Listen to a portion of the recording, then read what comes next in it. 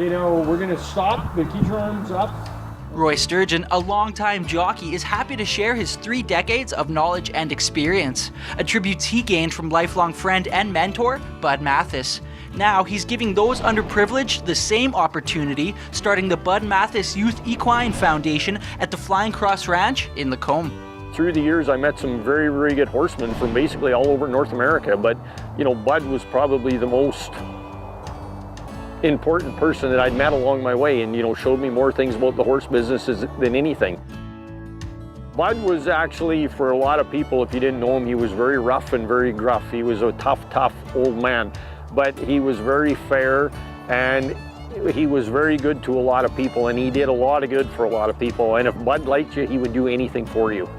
He was just that kind of person. And one thing about him, he was honest, and with him a deal was a deal, and his word was his bond. And that's kind of how I lived my life. He made sure that I did the right things and hung out with the right people, and he was like another parent to me. But at the end of the day, he was 40 years older than me, and he was my best friend. He was his mentor. He was to Roy what Roy wants to be to these kids. He took them to the races and showed them the way around, and basically probably wouldn't have never had those opportunities if it hadn't been for Bud. How it kind of started was we started the lesson part of things. We had no idea we were going to start this foundation. We started having some kids that we knew that couldn't afford lessons, and Roy started just giving them lessons. He'd say, well, just come on Thursday night, or, and that is what gave us the idea for the foundation.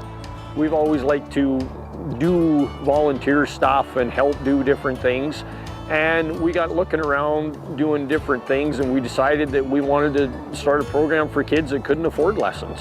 And there's lots of great programs. Lots of kids get to play hockey and ringette and whatever, but not every kid wants to do that. We looked around, we see different, people in all different walks of life, and they, and you see lots of people in this day and age, they plain and simply struggle. And there's lots of kids, they would like to do, lots of different things, but there's lots of programs that are just not available for them. With the programs and kind of the way we teach these kids here, we treat every kid, basically as equals. Like no kid is better than the other, and every kid is as important as the other ones, whether they're paying or not. Truthfully, nobody knows who can or can't afford the lessons.